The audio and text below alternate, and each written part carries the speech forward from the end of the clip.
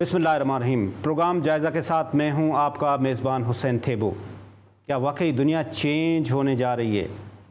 दुनिया के super power America का सदर चेंज होने के बाद क्या वाकई दुनिया में से जंगें ख़त्म हो जाएंगी? क्या ट्रंप के आने से पेंटागन की पॉलिसीज़ चेंज हो जाएंगी? क्या वाकई ऐसा है कि ट्रंप के आने के बाद ट्रंप फ़ोन उठाएगा और वो कहेगा कि कैदी नंबर फ़लाने फ़लाने को रिहा कर दें? क्या ऐसा कभी हुआ है?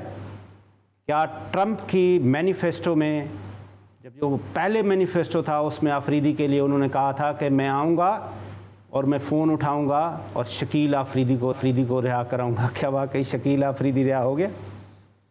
क्या ये जो शाजियाने बजाए जा रहे हैं इसमें कोई सदाकत है? वेस्ट क्या देख रहा है इस वक्त, ख़ास तौर पे जो ग्लोबली हमारे पास जो हमारे रीजन के अंदर ब्रिक्स बनने के बाद इसमें इम्पोर्टेंट एशिया के ममालिक की एंट्री के बाद क्या वाकई वेस्ट इतना ही पावरफुल है? सऊदी अरब क्या देख रहा है? इन सारे पॉइंट्स पे आज तफसीलन हम बात करेंगे। इसके साथ साथ पाकिस्तान में 65% यूथ है। क्या हम यूथ के ऊपर सही तरीके से अपना कंसंट्रेट कर रहे हैं? ग्लोबली अगर देखा जाए तो वेस्ट में कुछ ऐसे ममालिक हैं जिनका सोर्स ऑफ इनकम सिर्फ यूथ है।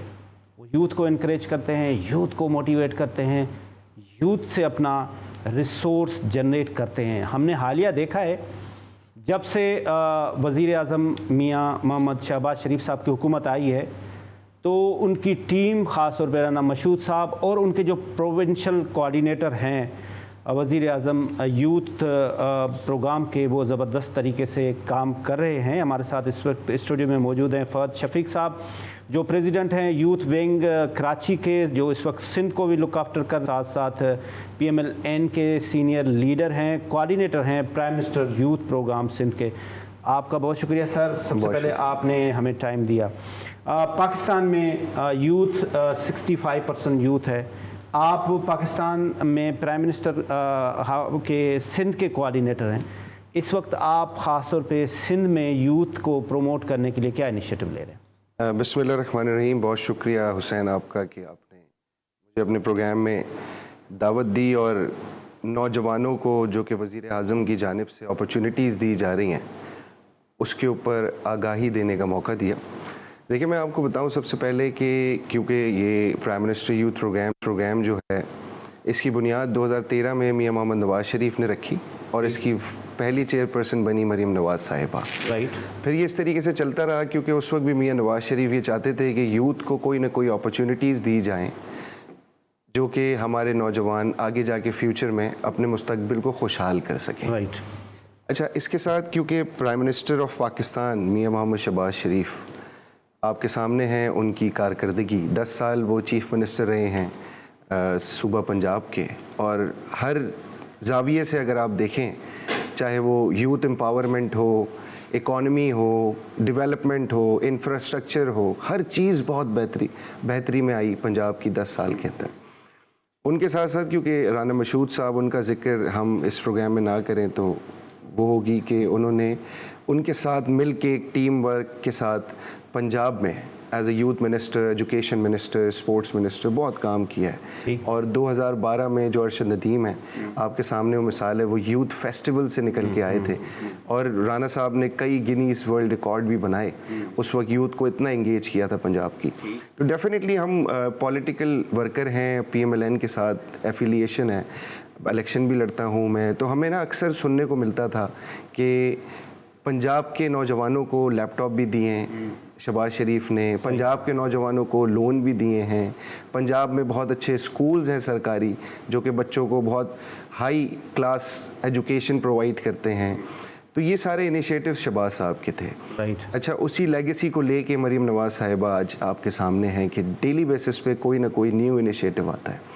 अच्छा, हम बात करें अगर यूथ प्रोग्राम की, क्योंकि राना मशहूद साहब इसके चेयरमैन हैं नेशनल लेवल पे और मुझे coordinator prime minister youth programme Sindh बनाया गया है, तो मैं सिंध रीजन को लुक आफ्टर कर रहा हूँ। राइट। देखिए, प्रोग्राम्स हमारे सवाल भी ये था कि सिंध में इस वक्त आपके क्या इनिशिएटिव्स हैं? देखिए, बेसिकली जो इनिशिएटिव्स हैं वो सारे नेशनल लेवल पे हैं।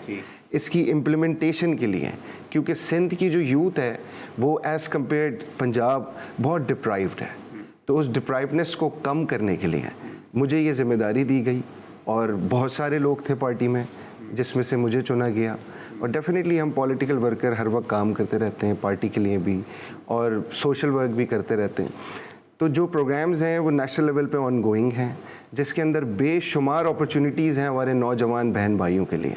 जैसे कि मैं आपको बताऊं कि आप देख रहे हैं माजी में, मतलब माजी में भी और हाल में भी, कि मियाँ शहबाज शरीफ बैक टू बैक डिफरेंट ममालिक के दौरे कर रहे हैं कि यहाँ पे हमारे पास इन्वेस्टमेंट्स आएँ, और वो डेफिनेटली IMF से दूर जाना चाह रहे हैं। और ये माजी में आपने देखा होगा कि IMF के नुमाइंदे का बयान था कि मुझे भी ऐसा लगता है कि अगला जो IMF के साथ नहीं जाएगा पाकिस्तान, जिस स्ट्रैटेजी पे प्राइम मिनिस्टर ऑफ पाकिस्तान और उनकी टीम, उनकी कैबिनेट काम कर रही है। आपसे हम ना डिस्कस करते हैं, जिस तरह से आपने फरमाया कि सिंध के लोग डिप्राइव्ड हैं और पंजाब नौजवान जो है, पंजाब में ऐसे क्या इनिशिएटिव हैं जो आप पंजाब में दे रहे हैं, जो सिंध में भी आप देने जाएंगे, तो उनको इनकरेज किया जाएगा, उनको प्रोमोट किया जाएगा। देखिए हमारे साथ इस वक्त USA से फैज़ुर रहमान साहब ने ज्वाइन किया है। मैं आपके पास वापस आता हूँ।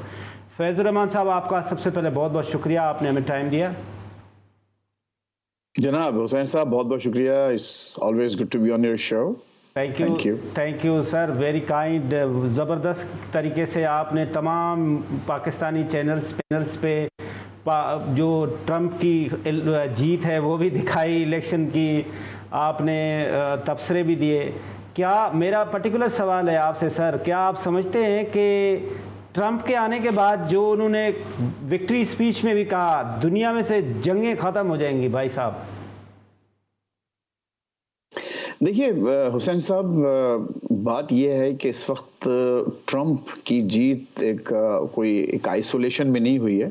अगर आप पूरी दुनिया में देखें तो एक तरफ तो ये कि जो राइट के लोग हैं, यानी कह लीजिए क़दामत पसंद, या मैं राइट विंगर्स तो नहीं कहूँगा, थोड़ा सा सख्त हो जाता है, लेकिन जो क़दामत पसंद लोग हैं, कंजर्वेटिव्स हैं, और फिर दूसरे ये कि जो हुकूमत से बाहर थे। अब देखिए इस वक्त जो पूरी वेव चली है यूरोप में, अमेरिका में, अर्जेंटीना में, इधर हमारी लैटिन अमेरिका में, कि एंटाई इनकम्बेंसी, या जिसे जो कहते हैं कि जो लोग पहले से इख्तिदार में थे उनको हटा दिया गया, तो एक उसका भी एक बहुत बड़ा इम्पैक्ट है। अच्छा, अब आपका जो सवाल है कि क्या वो जंगें ख़त्म कर देंगे, देखिए जंगें शुरू करना आसान होता है, जंगें ख़त्म करना बहुत एक लंबा अरसा उसके लिए लगता है। और उसकी मिसाल आपके पड़ोस में आपने देखा अफगानिस्तान में क्या हुआ, कि जब जो जंग बुश ने शुरू की थी, और मेरे ख्याल में एक नाजायज़ जंग थी, जब वो जंग शुरू की गई तो कई उसके बाद आने वाले सदूर ने, खुसूसन ओबामा ने भी कोशिश की कि वो उसको ख़त्म किया जाए। उन्होंने कोशिश की कि जो ट्रूप्स हैं वहाँ उनको रिड्यूस कर दिया जाए, लेकिन आपने देखा कि आते आते उसमें 20-21 साल गुजर ही गए। और फाइनली जब उनको ख़त्म करना पड़ी, जब वहाँ से निकले, अमेरिका वहाँ से निकला, तो इंतहाई भोंडे अंदाज से और ऐसे अंदाज से कि और हलाकतें हुई, और लोग मारे गए, और मिजरीज पैदा हुई, और ख़ुद इनका अपना अमेरिका का एज ए सुपर पावर बेपनाह मजाक हुआ। तो ट्रंप साहब के लिए कहना यकीनन बहुत आसान है कि वो जंग नहीं चाहते और सारी जंगें ख़त्म कर देंगे। अच्छी बात यह है कि कम से कम उनकी वॉच पर अब कोई नया कॉन्फ्लिक्ट मेरे नज़दीक शायद शुरू ना हो, अनलेस ये कि वो यहाँ पर कोई और हालत बदल जाए। लेकिन एक बात जो इस वक्त होराइजन पे आपको नज़र आ रही है वो है ईरान का मामला। मैं समझता हूँ कि ईरान के लिए ट्रंप का मुंतखब होना इससे बैड न्यूज़, क्योंकि जो नेतन्याहू साहब हैं उनका पूरा फोकस, आप ये देखें पूरी जो कैंपेन पिछले 1-1.5 साल से चल रही है, वो उसका फोकस ज़्यादातर ईरान रहा है कि किस तरह से ईरान के प्रॉक्सीज को आप मुझे अगर अलाउ करें, हम छोटा सा एक कमर्शियल ब्रेक लें और ब्रेक के बाद यहीं से शुरू करते हैं कि वाकई US जंग नहीं चाहता, जिसकी मैन्युफैक्चरिंग जो है वो ही वेपन है। छोटा सा कमर्शियल ब्रेक।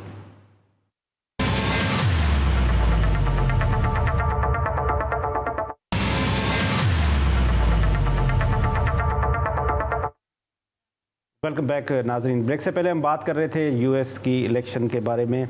क्या वाकई दुनिया में चेंज हो रहा है? वाकई US का प्रेसिडेंट डोनाल्ड ट्रंप हाथ उठाने के बाद फ़ोन उठाएगा और कहेगा कि जी इन्हों छड़ो, हमारे साथ टेलीफोन लाइन पे मौजूद हैं कादिर खान मंदुखेल साहब, पाकिस्तान पीपल्स पार्टी के सीनियर रहनुमा हैं। कादिर साहब, आपका बहुत बहुत शुक्रिया, आपने हमें टाइम दिया सर।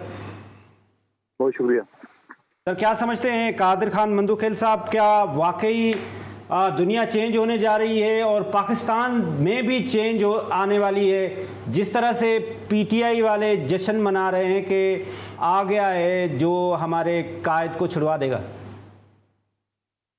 देखिए, ये खुशफहमी में अगर रहते हैं तो ज़रूर रहने दें। अगर 2 दिन पहले अगर ट्रंप की पार्टी का रिपब्लिकन का जो नुमाइंदा है साजिद तारड़ साहब, उसकी किसी चैनल पे मैं उनकी सुन रहा था स्पीच, उन्होंने बोला इमरान खान ने अमेरिका को गाली दी।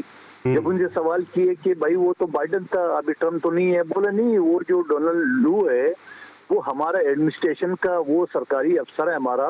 उनके बारे में इमरान खान ने जो सैफर लहरा के और जो कहा है कि इन्होंने पाकिस्तान में मुदाखलत की है, वो उसके ऊपर तो हम कोई समझौता नहीं करेंगे। वो तो हमारा सरकारी अफसर है, सियासी थोड़ी है। ट्रंप तो एक सदर है, बाकी तो मैनेजमेंट वो है।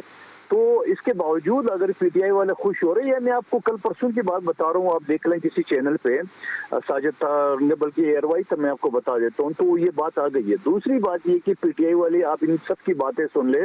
इलेक्शन से पहले खुद लतीफ कोसा साहब जो मरकजी नायब सदर है, उन्होंने कहा कि ट्रंप को आने तो इमरान खान बाहर होगा।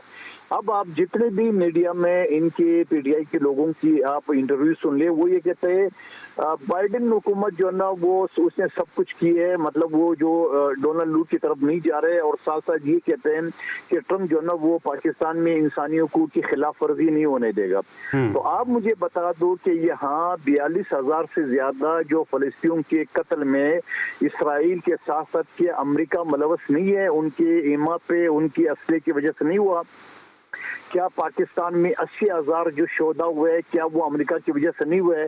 क्या अफगानिस्तान में 1.5 लाख अफराद को जो कत्ल किए, क्या वो अमेरिका नहीं किए? आप किससे इंसानी हुकूक की आप तवक्को कर रहे हो? उस मुल्क से जो खुद दुनिया में उनके कत्ल गारत में इनके हाथ रंगे हुए, उनसे आप इंसानी हुकूक की बात कर रहे हैं।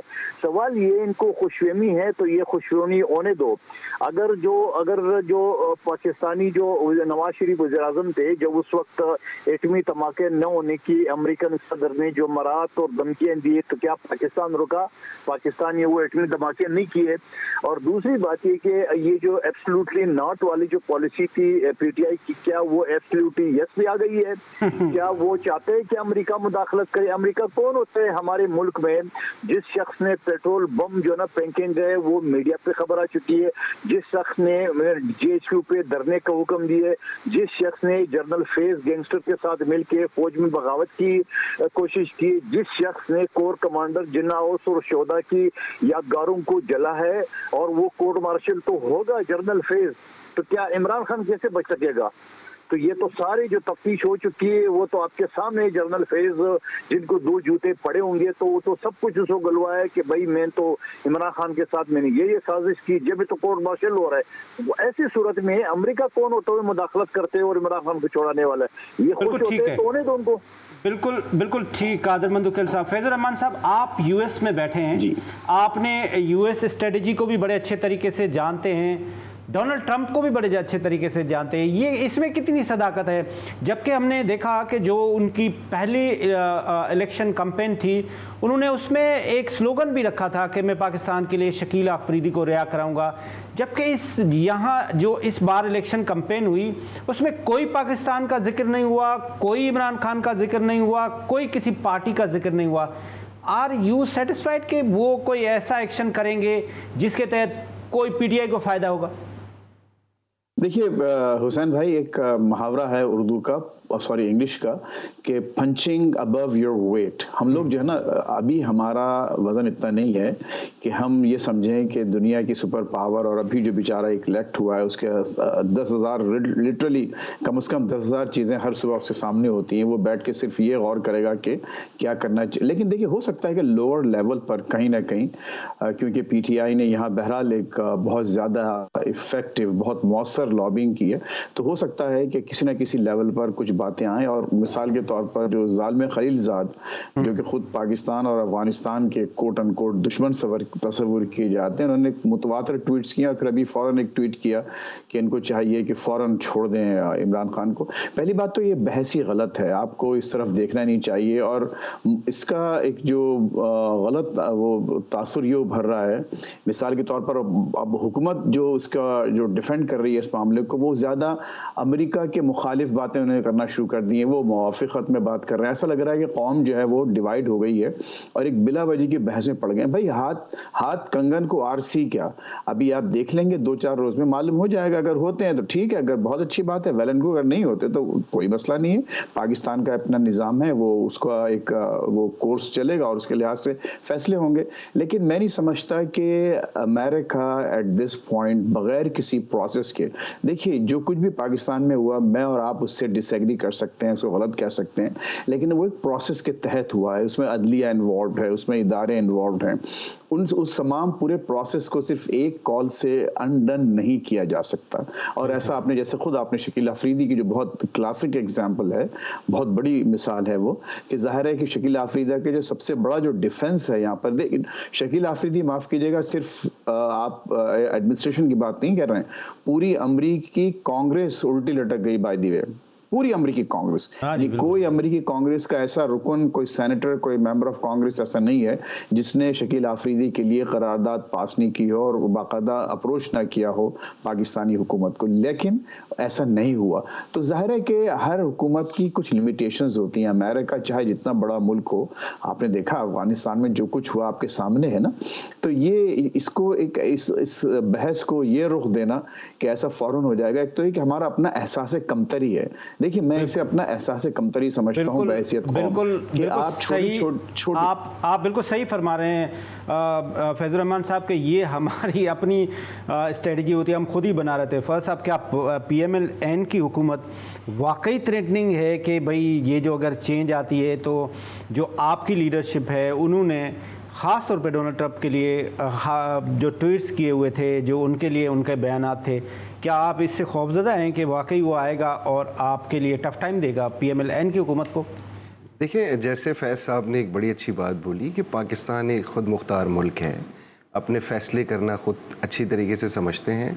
तो ये जो PTI के हमारे दोस्तों की खाम ख्याली है कि डोनाल्ड ट्रंप आ गया और वो इमरान खान को छुड़वा लेगा, तो ऐसा नहीं है। जो उनके ऊपर केसेस हैं, हमारी जुडिशरी है उसके अंदर वो केसेस चल रहे हैं और जो उन्होंने किया है वो भुगत रहे हैं और वो भुगतेंगे। और जब तक सज़ा पूरी नहीं होगी इंशाअल्लाह ताला कोई भी प्रेशर बर्दाश्त नहीं करेगी पाकिस्तानी गवर्नमेंट। और डेफिनेटली हम इंडिपेंडेंट हैं, हम किसी के मातहत नहीं है। ये वही इमरान खान है ना जो साइफ़र को लहरा के कहते थे कि ये अमेरिकन साजिश है।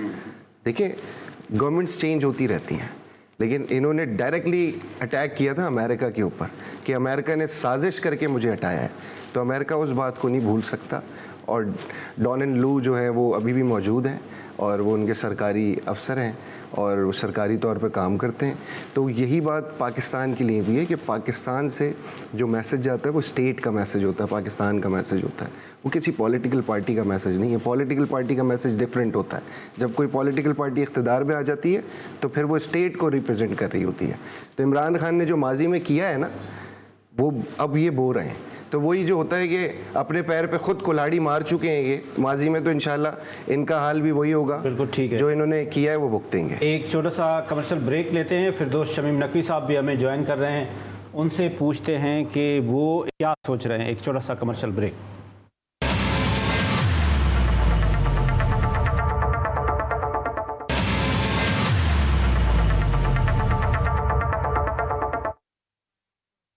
जी वेलकम बैक नाजरीन। ब्रेक से पहले हम बात कर रहे थे, फैजुर रहमान साहब हमें ये US से बता रहे थे कि ये जो मिथ है ये पाकिस्तानी हम खुद ही बना लेते हैं कि उनके आने से फ़लाँ आदमी रिहा हो जाएगा और उनके नज़र में सिर्फ पाकिस्तान ही है। तो इस वक्त हमारे साथ फिरदौस शमीम नकवी साहब हैं जो किसी तारुफ के मोहताज नहीं हैं। फिरदौस साहब पाकिस्तान तहरीक इंसाफ के सीनियर पॉइंटर लीडर में से हैं। फिरदौस साहब, आपका बहुत बहुत शुक्रिया, आपने हमें टाइम दिया सर। बहुत बहुत शुक्रिया बुलाने का। सर, हम आपको मुबारकबाद दे दें। मुझे आप किस बात की मुबारकबाद देना चाहते हैं? वो लतीफ़ खोसा साहब ने कहा था कि जिस दिन डोनाल्ड ट्रंप आएगा वो फ़ोन उठाएगा और वो कहेगा कि इमरान खान साहब को रिहा कर दें भाई, सिंपल। कि मैं वो लतीफ़ खोसा साहब का ज़ाती पॉइंट ऑफ व्यू हो सकता है, पार्टी का पॉइंट ऑफ व्यू ये नहीं है, ना पार्टी के कायद का ये point of view. Imran Khan साहब ने बड़े वाज़ेह तरीके से बता दिया है, ना वो डोनाल्ड ट्रंप की तरफ देख रहे हैं, और कादिर मंदोखेल साहब सबसे बड़े गवाह हैं कि जो भी ये काम करेगा वो नुकसान उठाएगा। जुल्फ़िकार अली भुट्टो के लिए भी सब लोग सारी दुनिया को, लीडरान को बुलाते रहे, पुकारते रहे, लेकिन और अमेरिकन लीडर्स को भी बुलाया और पुकारा, लेकिन ना वो कभी सातवीं बहरी बेड़ा आता है ना बेड़ा पार लगता है। अगर आपको अपना बेड़ा पार लगाना है तो तारिक बिन ज़ियाद बन जाइए और अपनी जंगें खुद लड़िए और अपने ज़ोर बाजू से जो आप करवाना चाहते हैं वो करें। जब तक आप दूसरों पे भरोसा करते रहेंगे तो आपको मंजिल कभी नहीं मिलेगी। सर, ये तो आप डीमोरल कर रहे हैं अपने वर्कर को, वो तो मिठाइयाँ बांट रहे हैं कि बस अब नहीं तो कब, अब आया कल आया, ये तो फिर वो थोड़ी सी उदासी वाली बात कर रहे हैं। बहुत सारे वर्कर्स को जानते हैं और मैं भी बहुत सारों को जानता है, ना मेरे घर कोई मिठाई आई ना मैंने मिठाई बांटी। अगर आपको कोई मिठाई बांट रहा है तो वो बता दीजिएगा, मैं उसको जाके समझाऊंगा कि क्यों नहीं मिठाई बांटनी चाहिए। कादिर खान मंदोखेल साहब, आप सुन पा रहे हैं शमीम नकवी साहब को? जी बिल्कुल, मेरे ख्याल में साजिद तारड़ साहब की इंटरव्यू सुन लिए नकवी साहब ने। नहीं तो लतीफ़ कोसा साहब जो ना वो मरकजी नायब सदर है, जिम्मेदार ओहदे पर है, वो अगर इस तरह बात करते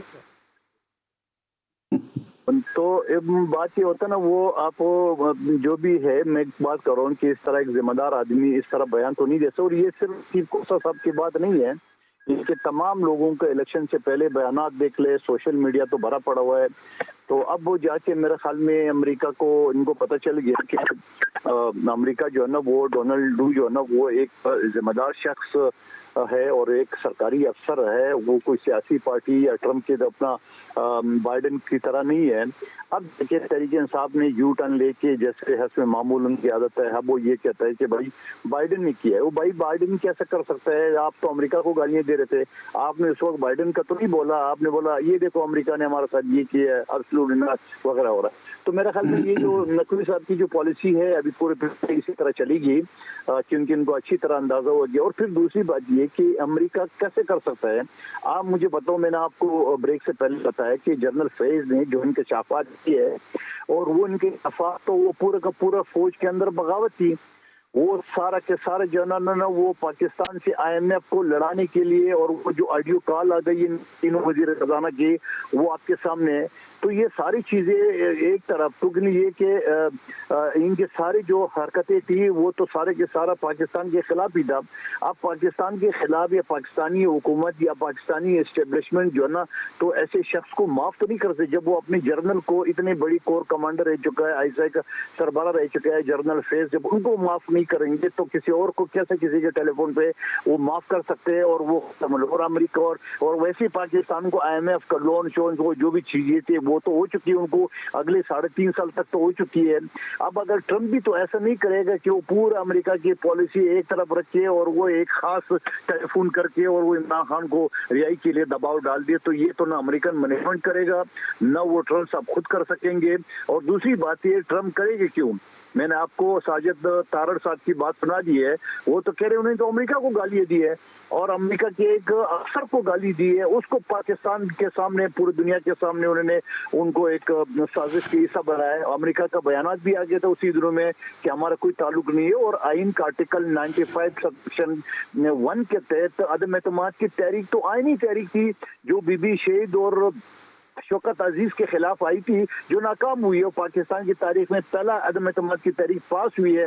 लेकिन ये सारे फिर वो साइफर का आपको मैं बताऊं, मेरे वीडियो आप उठा के देख लें, जिस दिन ये बिल्कुल ठीक है में जो साइफर मंदुखेल साहब, ये मंदुखेल साहब, हम फिरदौस शमीम नकवी साहब से इसका जवाब ले लेते हैं। फिरदौस साहब, एक तो आपसे कादिर साहब ने आपके लिए सवालात रखे, वो आपने सुने। दूसरा सवाल ये कि जो आपके पीटीआई की लीडरशिप है, शेर अफगन साहब का कहना ये है कि ये जो पीटीआई की लीडरशिप है, क़यादत है, ये मरवत साहब का कहना है कि ये संजीदा ही नहीं है कि वो इमरान खान को रिलीज़ कराने में, और जो उनकी बहन है उन्होंने भी कहा है कि ये जो पीटीआई की लीडरशिप है, ये जो बातें करते हैं, ये रियलिटी से बिल्कुल भी दूर हैं और रियलिटी पे वो आते ही नहीं हैं। क्या आप इससे एग्री करते हैं? देखिए, मैं पहली चीज़ तो कादिर मंदुखेल साहब, जिसकी लाठी उसकी भैंस, तो ज़रा देख बताइए लाठी आजकल किसके हाथ में, तो भैंस भी उसी की हो जाएगी। फिर एक मशहूर मुहावरा अंग्रेजी का है, ruling through the barrel of the gun. बात ये है, आपने पूरे एक जमात को बंदूक की नाली के सामने रख दिया है और उसका आप इस्तेमाल भी कर रहे हैं।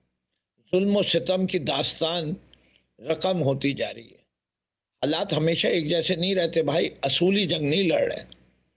आपने जो जंग लड़ रहे हैं और जर्नैल हजरात कर रहे हैं, ये कोई माजी में आप सब उसके इफेक्टिव है, सब हटाए गए हैं। इसके मुल्क के अंदर फौज ने कितनी दफ़ा मुदाखलत की है, अगर आप अभी भी उसको नहीं समझे तो आपके दिन में कभी ना कभी तो आएगा।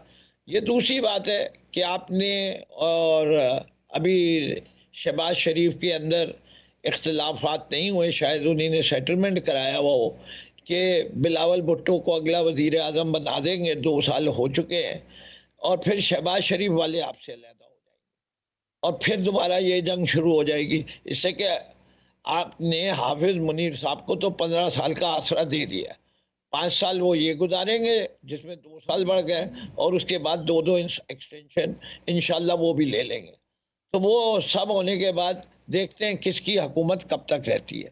एक आपका प्लान है और एक प्लान इंशाल्लाह अल्लाह मियां का भी है और मजलूम अवाम का भी है, इससे कि जुल्म की दास्तान हमेशा एक जैसी नहीं रहेगी। जालिम का इक़्तिदार कभी दायम नहीं होता, मजलूम की आह में बहुत दूर तलक जाती है। तो कुछ डी चौक पे हुआ, 2600 वर्कर एक दिन के एहतजाज में एक शहर से पकड़ा गया और उसके जो मचलके की रकम रखी गई वो 50,000 रुपए रखी गई। कभी तारीख में ऐसा नहीं हुआ। आप ये देख लीजिए कि आप मुझे जानते हैं बड़े अच्छे से, आज से नहीं बहुत अरसे से, मैं कितना बड़ा दहशतगर्द हूँ। मेरे ऊपर 87 के ऊपर 7 मुकदमे लगे हुए, मैं जो 2 साल से भुगत रहा हूँ। हर दूसरे हफ्ते मुझे अदालत जाना पड़ता है। ये है निज़ाम अदल का, और मुझे नामालूम अफराद के तौर पे रखा गया है। और जो हजरात इंटरव्यू दे देते हैं और जाके अपना सजा कर लेते हैं, उनको सारे गुनाह माफ, वो मजे से जिंदगी गुजार रहे हैं। मुझे 2.5 साल से जो है नो फ्लाई लिस्ट पे भी डाला हुआ है। जिसने सज्जा से लिया वो अमेरिका घूमे, इंग्लैंड घूमे, जहाँ चाहे घूमे। ये है आपके पाकिस्तान में आजकल अदल का निज़ाम। ये है राइट टू प्रोटेस्ट, ये है राइट टू एसोसिएशन, ये है वो fundamental constitution right to speech, जिसको आपने मदल कर दिया अंग्रेजी का। आपने लोगों के हाथ पैर बांध के फेंक दिया है। फिर आपकी अदलिया जो है, आप तो अदालत अदलिया से, आपका प्रोफेशन लॉ है। Can you really say with your hand on your heart and on the Quran itself कि आज की अदालत जो है वो इंडिपेंडेंट है, और जुडिशरी की इंडिपेंडेंस 26वीं तरमीम से कॉम्प्रोमाइज नहीं। देखिए, politically it is totally compromise. अब इंडिपेंडेंट जुडिशरी का कॉन्सेप्ट खत्म हो चुका है। जहां पॉलिटिकल कमेटीज जिसमें गवर्नमेंट की मेजॉरिटी हो वो अपॉइंट कर रहे हो। क्या वो वजूहात थी कि 17 से 34 किए गए? डबल। ये एक दफा पहले भी अमेरिका में भी कोशिश हुई थी फ्रैंकलिन डी रोजवेल्ट के जमाने में, पैकिंग ऑफ द जजेस का केस है, ये भी पैकिंग ऑफ द जुडिशरी है। लेकिन वहां रिपब्लिकन पार्टी जो कि पावर में थी और डेमोक्रेटिक पार्टी जो पावर में थी, और फ्रैंकलिन डी रोजवेल्ट का भी ताल्लुक उसी से ही था, उसकी अपनी पार्टी के सेनेटर्स ने इंश्योर किया था कि जुडिशरी कॉम्प्रोमाइज, असूली बैटल्स होती हैं, कौमें बनती हैं उस वक्त।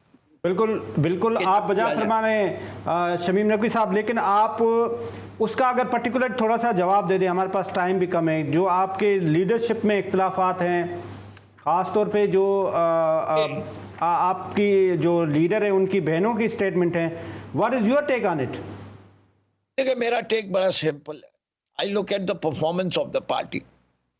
कि पार्टी ने 8 फरवरी को जो परफॉर्मेंस दी है, हमारे लिहाज से तो हमें 2/3 मेजॉरिटी मिली है, हमने उसके सबूत भी दिए।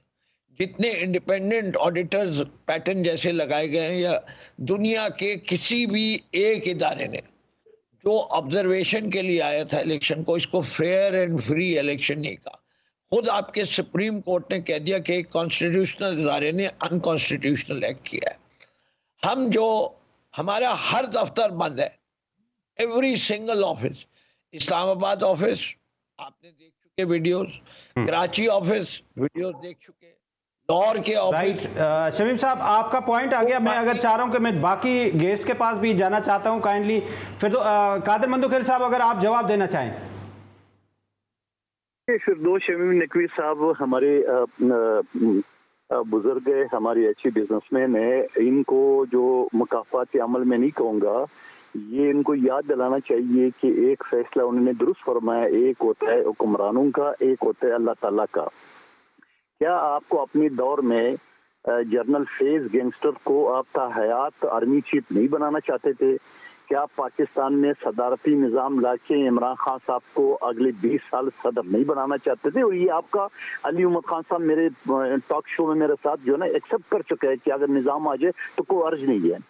लेकिन साथ साथ मैं ये भी कहूँगा कि अब वो वक्त आ गया जो ये बात कर रहे हैं कि हुकूमत की जुल्म सितम, कि आपकी हुकूमत की जुल्म सितम, जहाँ आपने हमारी अदी फरियाल तालपुर को रात 12 बजे चांद रात में घसीट के आपने जेल के अंदर डाला, जबकि कानून ये है कि 6 बजे के बाद किसी साहब, हमारे पास टाइम शार्ट है, इसलिए फाइनल कमेंट्स में फैजुर रहमान साहब, क्या आप वाकई समझते हैं, इस वक्त आप यूएस में बैठे हैं, क्या वाकई जो ये ममालिक हैं ये अपनी लीडरशिप के चेंज होने से, ख़ासतौर पे सुपर पावर अमेरिका, क्या वहाँ पे अगर डेमोक्रेटिक्स आ जाए या रिपब्लिकन आ जाए तो क्या हमारे लिए कोई पॉलिसी चेंज होती है या हम सिर्फ खुशफहमी में होते हैं? मैं इकोनॉमिकली हिसाब से आपसे क्वेश्चन कर रहा हूँ कि इकोनॉमिक्स मैटर को वो कैसे देख रहे होते हैं? क्या किसी बंदे के आने से कोई चेंज आता है?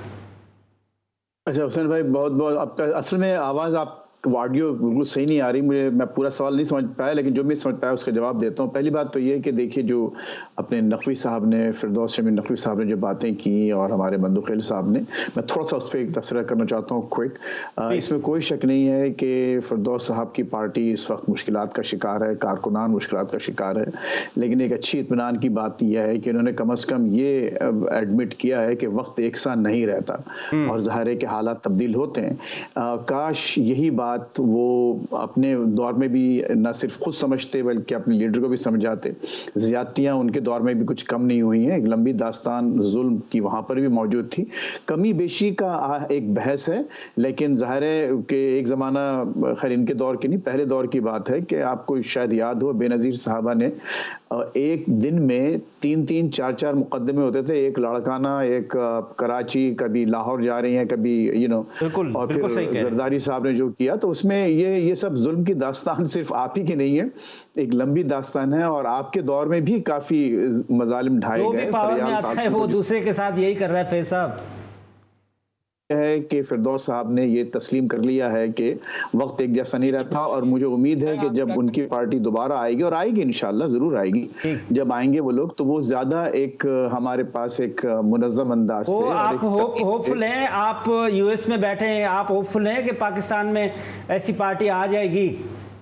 बिल्कुल क्यों नहीं आएगी। देखिए आज से 10 साल पहले आप क्या था सर, आपका बहुत शुक्रिया फैजुर रहमान साहब। सर आपसे फर्स्ट शफीक साहब फाइनल कमेंट्स। आप प्रेसिडेंट यूथ विंग के सदर भी हैं, उसके साथ कोऑर्डिनेटर हैं prime minister youth programme Sindh के। तो हम आपके साथ एक पूरा प्रोग्राम करेंगे, लेकिन फाइनल आप कमेंट्स दे दें कि सिंध के लोगों के लिए कोई इनिशिएटिव जो खास तौर पर आप यूथ के लिए लिए जा रहे हैं, कोई सिल्वर लाइनिंग, कोई गुड न्यूज़। देखिए बहुत सारे प्रोग्राम्स चल रहे हैं जिसमें एग्रीकल्चर बिजनेस लोन है, एंटरप्रेन्योर है, उसके अलावा prime minister skill youth development programme के तहत टेक्निकल वोकेशनल ट्रेनिंग चल रही है मुख्तलिफ डोमेन्स के अंदर। IT सेक्टर आप देख रहे हैं कितना ज़्यादा बूस्ट अप कर रहा है माशाल्लाह से। और इसके अलावा इंटर्नशिप प्रोग्राम है हमारे पास, उसके अलावा टैलेंट हंट, स्पोर्ट्स लीग्स हम कराते हैं। इसकी कोई आप वेबसाइट वगैरह बनाई? जी definitely, prime minister youth programme की वेबसाइट है और हमारी एप्लीकेशन भी है। अगर लोग आके मिलना चाहें या यूथ आपको एंगेज करना चाहे, वो किस तरह से होगा? जी मेरा ऑफिस है कराची में, और उसके साथ साथ हम जो प्राइम मिनिस्टर यूथ प्रोग्राम की वेबसाइट है, हम बैक टू बैक पूरे सिंध के दौरे कर रहे हैं, डिफरेंट यूनिवर्सिटीज कॉलेजेस में जा रहे हैं, जितनी ऑर्गेनाइजेशंस हैं हमारी वेबसाइट पे कोई आपने डिटेल अपना कॉन्टेक्ट यूथ? जी डेफिनेटली, बिल्कुल। आपका बहुत बहुत शुक्रिया शफीक साहब। फिरदौस शमीम नकवी साहब आपका बहुत बहुत शुक्रिया, आप बात हो नहीं सकी। कादिर मंदोखेल साहब आपका बहुत शुक्रिया। फैजुर रहमान साहब आपका बहुत बहुत शुक्रिया। होप ये है पाकिस्तान में कि यूथ को इनकरेज करें, यूथ को मोटिवेट करें। जिस तरह से फर्स्ट शफीक साहब ने बताया कि सिंध में इनिशिएटिव्स ले रहे हैं, कोऑर्डिनेटर हैं ये प्राइम मिनिस्टर यूथ प्रोग्राम के, तो एक ही होप है कि हम अपने यूथ को इनकरेज करें, मोटिवेट करें, उनको अच्छे कामों में एंगेज करें। छोटे छोटे कमरे बने हुए हैं वेस्ट में, दूसरे ममालिक में नौजवान बैठे हुए हैं और वो वहाँ से बैठ के IT पे काम कर रहे हैं, और वो बिलीव करें वो मिलियंस ऑफ रुपीज़ महीने में कमा रहे हैं। हम अगर उन पे इन्वेस्ट करें, हम इस वक्त जो हमारी जो IT एक्सपोर्ट है वो मैक्सिमम 3 to 4 बिलियन है, हमारा पोटेंशियल है 200 बिलियन। अगर हम इसको सही तरीके से अपने यूथ को इनकरेज करें, मोटिवेट करें, एवेन्यूज़ पेश करें, हम फर्स्ट साहब के साथ एक और शो करेंगे और स्पेशल वो हम यूथ के इनिशिएटिव से प्रोग्राम करेंगे कि यूथ के लिए हम क्या करने जा रहे हैं। खुदा हाफिज़। पाकिस्तान जिंदाबाद।